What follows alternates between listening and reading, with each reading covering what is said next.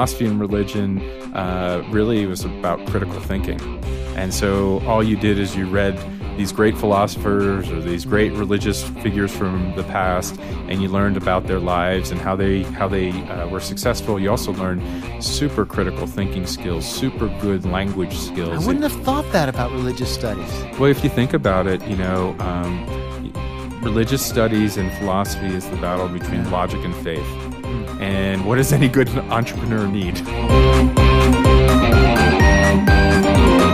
Welcome to PROCO360. This is a show about entrepreneurs who could be successful anywhere and choose Colorado. I'm your host, Dave Tabor, and as a listener, you know that sometimes more can be accomplished mountain biking with a client or enjoying craft beer with colleagues at the office, and all of that with a view that makes us proud to be in Colorado. Past shows, my Audible book list, and newsletter subscriber sign-up are available at PROCO360.com. Subscribe to the podcast via the app. Just search PROCO360. In this episode, I'll be speaking with Todd Dutkin, CEO of Fresca Foods, a Boulder company that has transformed from a small food service manufacturer into a paradigm-shifting natural foods company, operating its own natural food brands and serving as supply chain and innovation partner to category leaders. Todd is leading Fresca Foods to 40% year-over-year growth, and you'll want to listen to Todd's take on his business and Colorado's emerging role as the epicenter of the natural foods industry. Todd, thanks for joining me on PROCO360. Yeah, delighted to be here. Thanks for having me. Well, and I'm looking forward to diving in. First, I want to thank our great show sponsors, Community Banks of Colorado. They go big for small business. They've been committed to this show since it started, demonstrating their love for Colorado entrepreneurs. And Microstar Keg Logistics. These guys are entrepreneurs for beer entrepreneurs. Microstar is a Colorado-based company that helps craft brewers expand by handling the logistics of keg distribution. Okay, Todd, you ready? I'm ready to rumble. All right, let's go. So when we first met, it was a long time ago, Todd, and Fresca Foods was a small company helping natural food startups become businesses. And now, of course, Fresca Foods is a lot more. So let's talk about the three businesses you're in now with specific examples to illustrate those, and that'll sort of set the stage for our conversation. Bet. So starting with business one, which I'm going to say is the new product development for large CPG companies. Give us a specific example of that, maybe something that you've developed and that would illustrate what you're doing. Sure. Let me, maybe if I could just give you a little bit of background on how the company's evolved, and that leads us to this point. I'll give you just like a quick précis of that. So the industry in Colorado for natural foods has just burgeoned over the last 15 years as people have been looking for simpler, better-for-you options to eat. And that's not just now small emerging brands, but when you look at the paradigm and how the industry is shifting, large CPGs, large consumer packaged goods companies are also looking for that same innovation. And so we see that happening both at the startup side of the industry, and we see that happening at the largest public companies in the world. Those companies are looking for innovation because they want to bring products to market quickly to meet consumer demands. And what we're doing with those companies is we've developed a whole innovation platform to help them innovate from a concept to a product on shelf within a 6-month period. And so so they reach out to Fresca Foods in Boulder, and whatever the big name of it is, they feel like you can do that better for them than they can do internally? So we have a proven track record of being able to do that. And sometimes, as you know, large companies have a problem internally with their own bureaucracies about being able to get through that bureaucracy quickly. Sometimes when they bring it to an external partner, that process can happen a lot more efficiently. And you referenced that your second business, which is this notion of serving as an innovation engine. You gave an example for a large company, a vague one, albeit because you.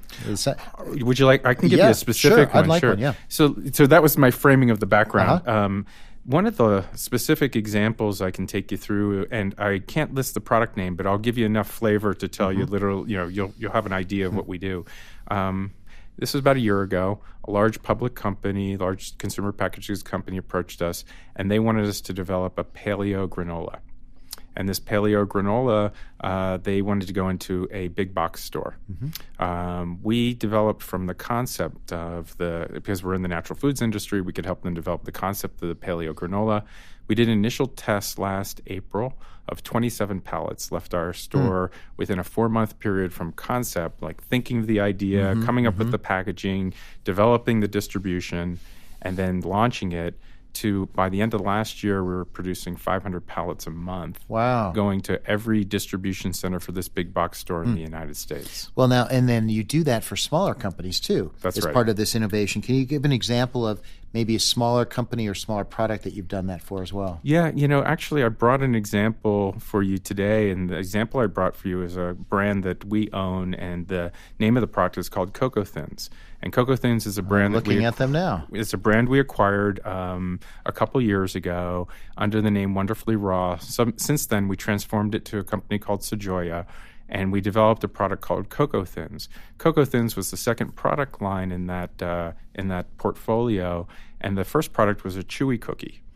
And the genesis for this product was taking a chewy cookie. We had to innovate, and we have our own proprietary innovation process called iSprout. And we're saying, what can we do with this cookie? And we had this iSprout process, and one idea was to smash it down and then to make it thin and cook it.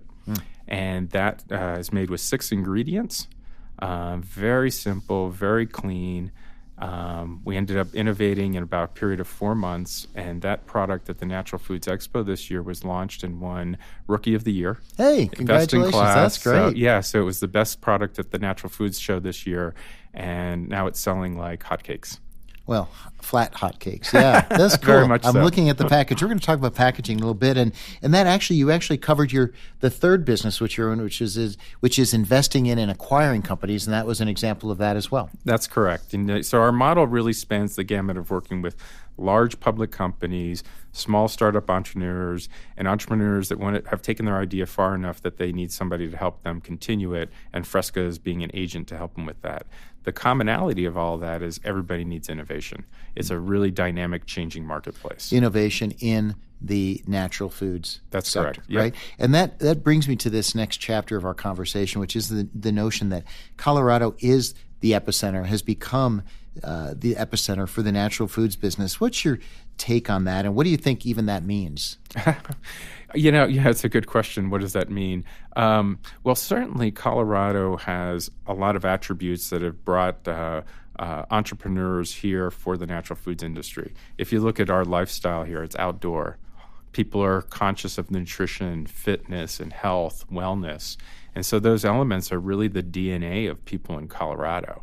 And that DNA naturally translates into, hey, what can I do in terms of improving my health? It's led a lot of entrepreneurs to innovate, and the barriers to entry in the food industry are very low. Almost everybody has a kitchen. Almost everybody has an idea of how they can make something. Yeah, not long ago we had the founder of Bobo's Oat Bars, and she started, right? Cheryl started. Beryl Stafford. Yeah, started in her kitchen, right? Yeah, exactly. And that brand, oh my goodness, doing tremendous. Just it's burgeoned over the last couple of years. Really great idea. So, when you mentioned the DNA of sort of Colorado entrepreneurs, and that, do you think that translates into sort of an authenticity around brands? I think that what's happening in the marketplace is we're seeing, so if Colorado is the epicenter, what is the attribute that's driving the growth of this epicenter? And I think it's that authenticity that you talked about.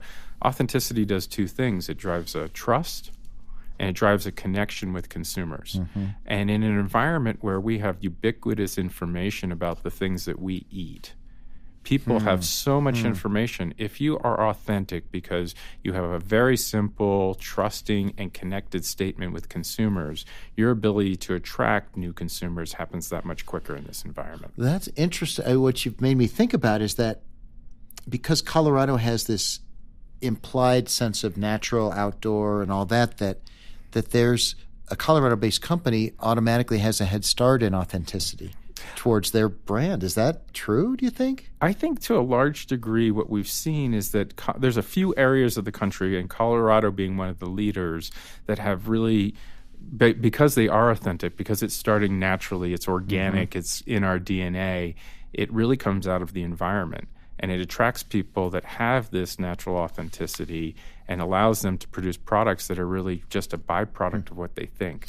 Sorry, go ahead. Do outside investors, they're obviously looking at Colorado now as this birthplace of innovation for natural foods. But I mean, did they sense an authenticity out of Colorado, or are they just looking at it as a hub? What's that feel like to you? It's a really good question. There's a couple layers of that answer. The first is initially, I think Colorado was seen as a place where all these where money was coming to, whether it's private equity, angel investments, were coming to. And so I think there is a drive to capital that comes into this market.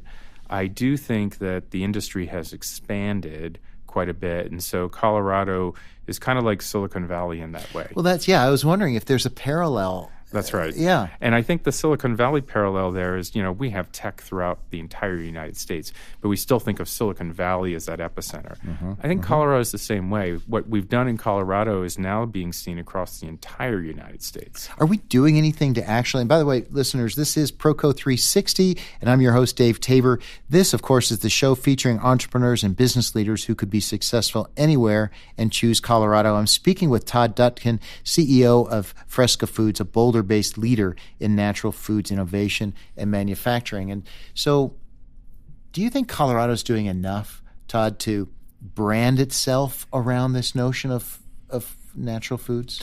I certainly believe that the state has put some emphasis into making this a hub. We work closely with the state. They reach out to us for advice. They certainly engage us in the debates that are happening around. We know they're trying to attract more companies. And then organically, there's a lot of companies coming here. And the state has been a very good custodian of gaining access to all the wonderful things that the state has to allow businesses to grow here, whether they're for employees or for businesses starting up. The state has been really, really a very good ambassador to the natural foods industry. That's good to hear. Yeah. I've been curious, too, to talk about this notion of a challenger brand, because on your website and in our conversation, there was this notion of challenger brands. And to illustrate the concept of a challenger brand, how about if you share an example of a brand that you've helped create, maybe define what is a challenger brand and give an example? Sure. So a challenger brand, and let me maybe backspace and say, one of the things that is a common attribute to all challenger brands are, you'll see this in any entrepreneur in this space, all challenger brands have a person that drives behind them. There's a huge push to that personal authenticity that a ambassador of the brand brings. A challenger brand also brings a product that is really easy for consumers to identify with. So if you look at our challenger brands and you look at things that have grown in the industry, and you look at whether they're cereals or bars or nut butters, the one thing that those products are is they are products in a space that's well defined. And these entrepreneurs come in and they're able to take something that's growing and known with consumers and make it better. So challenger brands are brands that are actually able to take what's there and see a blue ocean in a space that has already been carved out for years and is really identifiable with consumers. That's very interesting. And what example comes to mind that you've worked with? Let me give you some examples of folks that either we've worked with or that I know of. Yeah. We've had a great relationship with a company called Love Grown Foods, and they are a challenger brand in the cereal area. And they have done an absolutely tremendous job in building a brand that came from really making granola in Mom's kitchen, using Mom's granola formula, starting off small, finding that first opportunity. And then once they get that first opportunity, it's really about how do they build scale and marketing expertise behind it. Well, when you look at a potentially sort of a challenger brand, what qualities do you look for to see sort of, because you must have a filter, a lens through which you look to say, these guys are going to be successful or they really don't have the potential? What works and what doesn't work for you when you evaluate? So those attributes, the people, I mean, if it's got a great leader, a visionary leader, the product. We like big categories. We like categories like cereal and bars and butters. Those are great categories because we don't have to do the consumer, educate consumers. There has to be either profits or a path to profits. So some of the startup brands may not necessarily have the cash flow yet in their systems. And did I mention last is the product itself? Yeah. The product itself has to be something that you really believe in. So you used the example of granola. And there must be, if I had to guess, there are probably 1,000 brands of granola of some sort or some twist around the country, around the world. How do you see here's a new space, here's a blue ocean in granola? Mm-hmm. It's like, where could that come from? Well, it's really interesting. I mean, and I know we're in a podcast, so people can't see the product I put on the desk there. But if you were to look at it, that has about 5 or 6 ingredients. Mm-hmm. 6 ingredients. And if you look at a lot of the things that are being developed today and where that blue ocean starts to create is that they're very easily identifiable with consumers. Consumers don't have to have a PhD to read the label. Mm-hmm. And that affinity to very simple ingredients is really driving a big change in consumer behavior and allowing new entrants to come into the market. Can there be, these are obviously the listeners can't see these packages. They're very pretty. And can a blue ocean in natural foods be created purely through or mostly through packaging?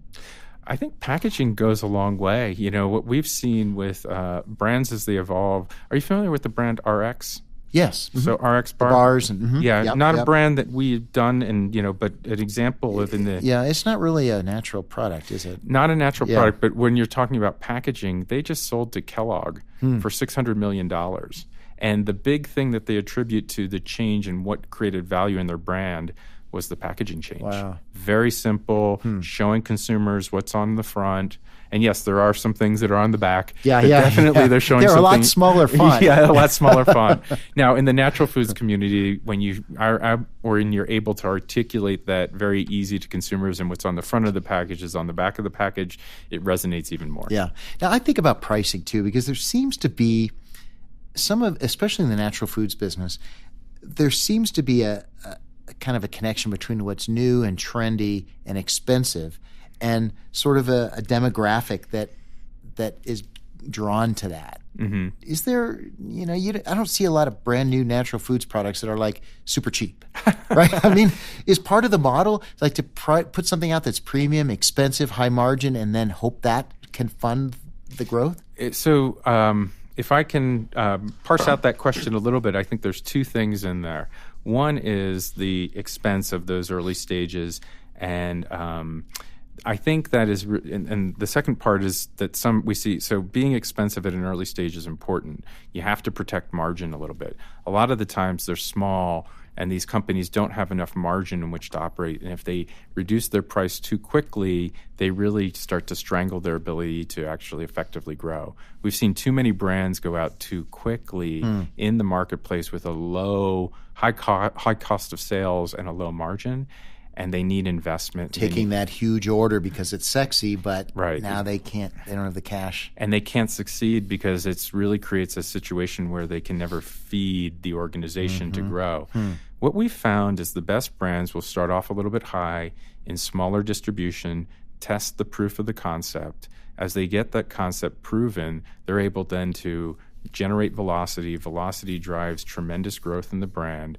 Once you start having growth, that virtuous cycle is created an ability to reduce costs. So you've got to have a base of fans for the industry and innovative products, right? That are worth a tribe. A tribe, of course. Seth Godin's comment or theme, but that are willing to pay X% more to try new products. Well, they're really funding the innovation. And what you found is that millennial consumers, or not just millennial consumers, but millennial consumers and boomers will pay for nutrition, will pay for an affinity towards a brand either that's serving a nutritious purpose or serving a value purpose for them.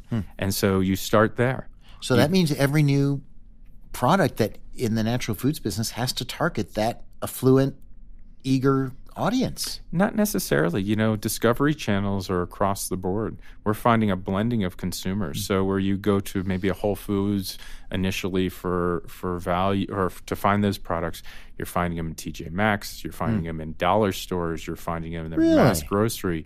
And so they're popping up all over because all the retailers, and think about the retail environment, Retail's competitive. They need to have a treasure hunt of new products. So we're seeing that across the board where we're seeing these products pop up. Oh, that's interesting.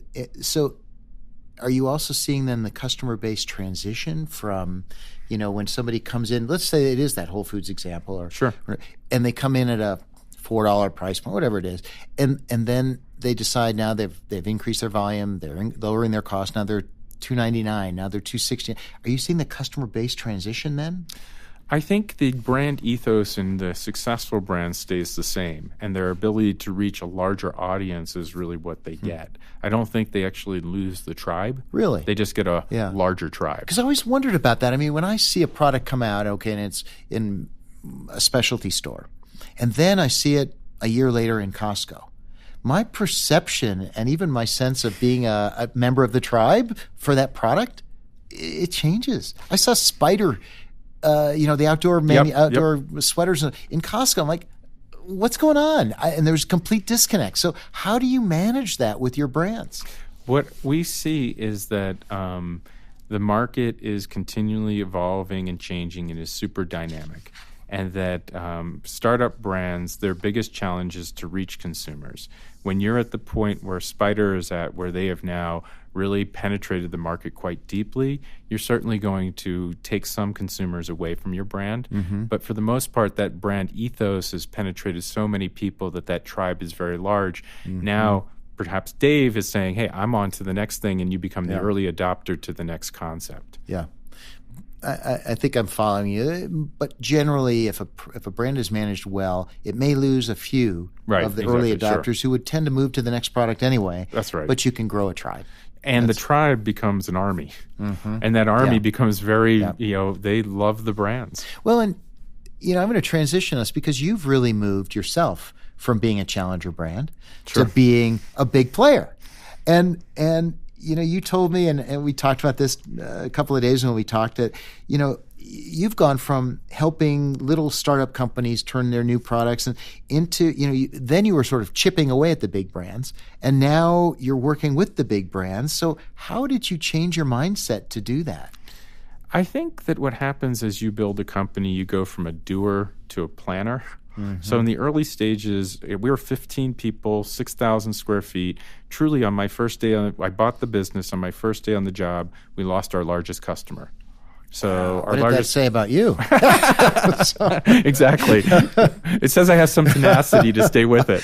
There you go. Yeah. But we lost our largest customer, and you become a doer. You start to drive for revenue. At a certain stage of your growth, you realize that revenue is extremely important and critical to the continued growth of your business.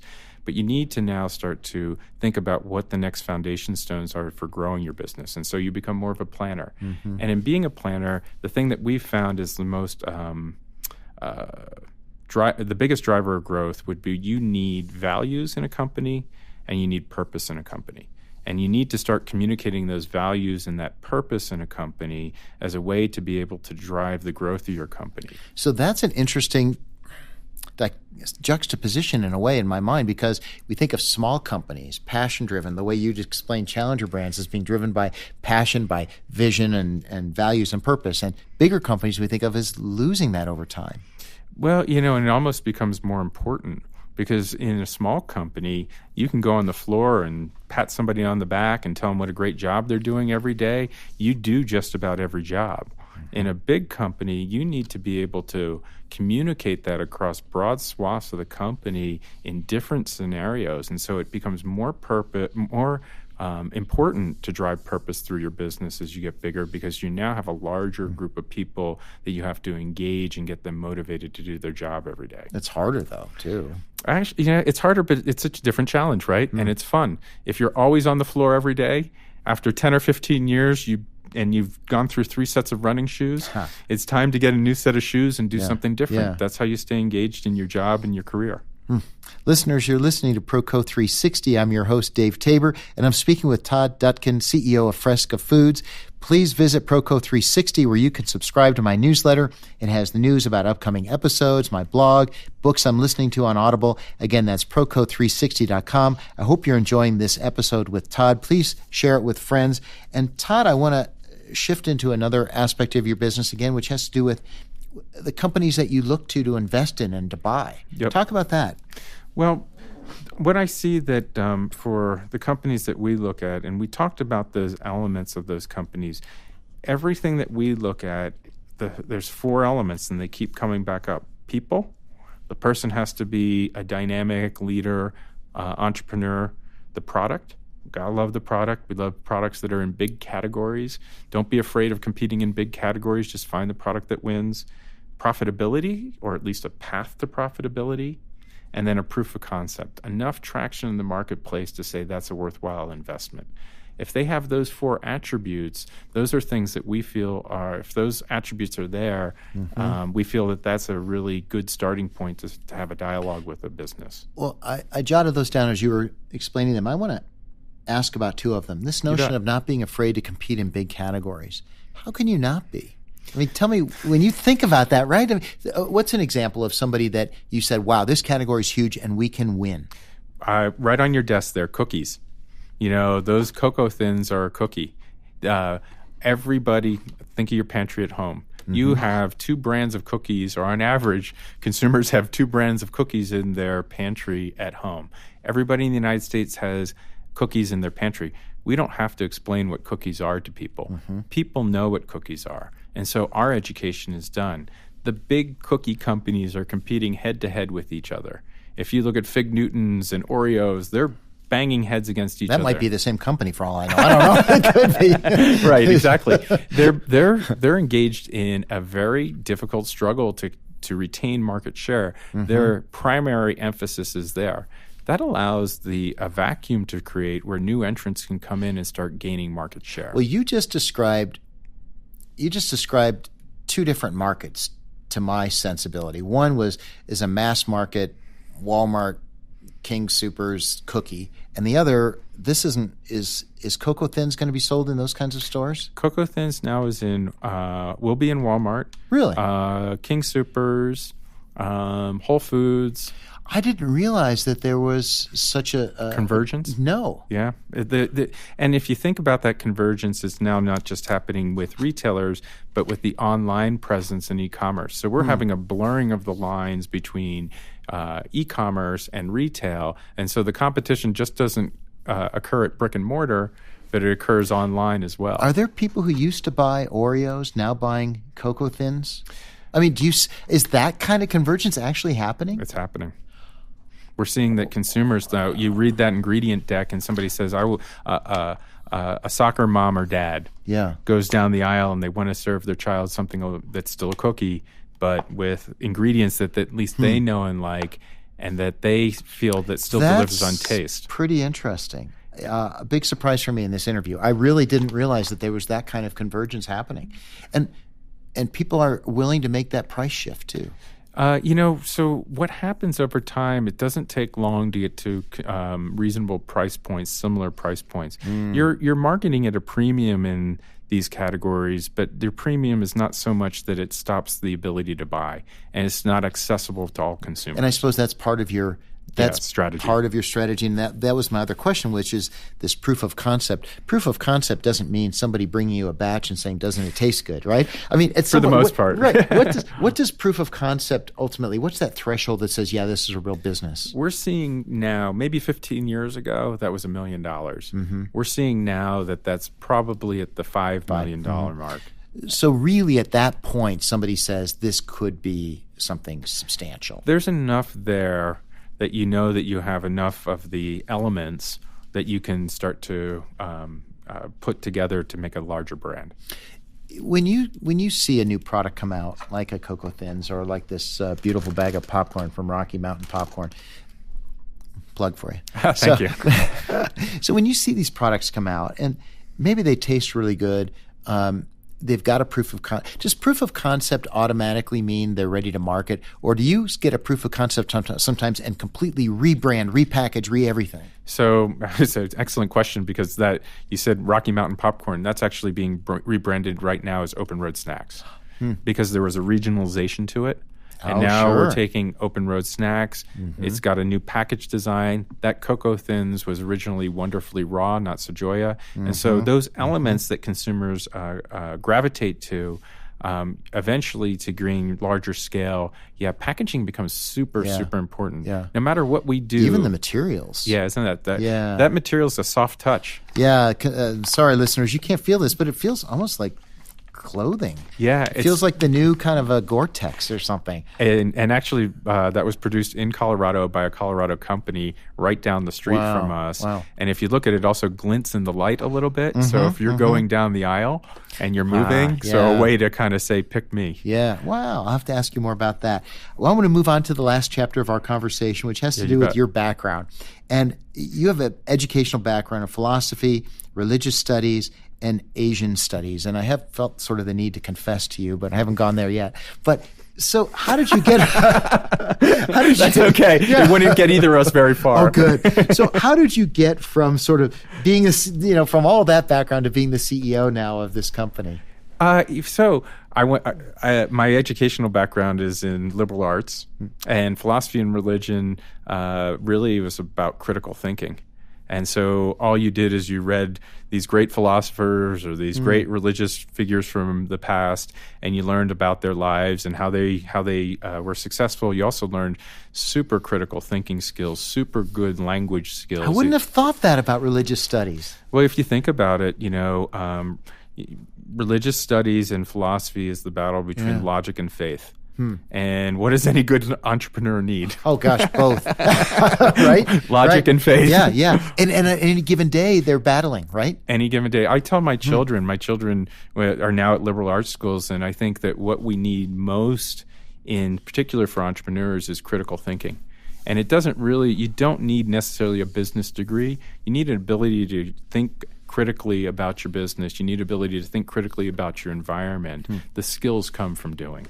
Do you think in your line of work in the natural foods business that world lends itself more to people who are more focused on critical thinking, more open-spirited, I suppose, than maybe a manufacturer who's got to get down to the fraction of a margin? So I think what's been a great symbiotic relationship is that a lot of the folks that are building brands are super lateral, super creative thinkers, and they're able to take their ideas and articulate them broadly. What they do need was people like us that could lay the foundations for their success. Yeah. And so I think those go together very well. In fact, with our business, we've started to vertically integrate. So now we don't just co-pack things for people. We actually own the brands and are vertically integrated. So we have that creative front end with a very logical, systematic back end. Yeah, but you're not starting brands from scratch. We don't start brands from scratch. That's a real challenge. And so we lean on people that have that creative passion to do that initially. Yeah. Well, last question for you has to do with the notion of continuing to learn, continuing to grow, and as your role has adapted, right? What have you done to keep fresh and to keep forward thinking? Yeah, that's a good question. You'll have to ask my team if that's actually happening, or maybe your wife. My wife. So Colorado lends itself to a great outdoor lifestyle. Yeah, I'm a runner. Love running, love going distance because it frees the mind. But once you hit that 20th mile, right? Yeah, exactly. Once you hit that 20th mile, and just like yourself, an avid reader. But I'm still reading philosophy. I'm reading social sciences, humanities. I think those expand your mind. And then I'm self-teaching myself piano. Good for you. And I play, My wife was kind enough this last year to get a pool table in our basement. And I love the relationship between the spatialness of pool and the need for the hand-eye coordination and the geometry. And so the combination of getting out there and doing it and then having activities that expand your brain at the same time. Because what we do, if you love doing it, you've got to put work into it no matter when you're doing it. It's not just at the office. Yeah, they say that if you love what you do, you'll never feel like you're working it, and yet, sometimes it is. Sometimes it is. Hey, I'm going to wrap up. I'm your host, Dave Tabor, and today on the PROCO360 podcast, I've been speaking with Todd Dutkin, CEO of Fresca Foods. Todd, thanks. for an industry leader's look at the natural foods industry and for our conversation about challenger brands. Really appreciate it. Yeah, no, thank you for inviting me today. I really enjoyed this. Thank you. Good. And to my listeners, thanks for joining me and Todd on PROCO360. This is Dave Tabor. My mission is to feature world-class entrepreneurs who could be successful anywhere and choose Colorado. You can help by subscribing to the PROCO360 podcast via your app and reviewing the show. Reviewing it helps a lot. Thank you. And by subscribing to the PROCO360 newsletter. Thanks again to show sponsors MicroStar Cake Logistics, Community Banks of Colorado, and Jones & Keller, and to my producer, Luke Woodruff. This show and past shows are available at PROCO360.com and via your favorite podcast app. Search PROCO360. Thanks for listening, and thanks for sharing.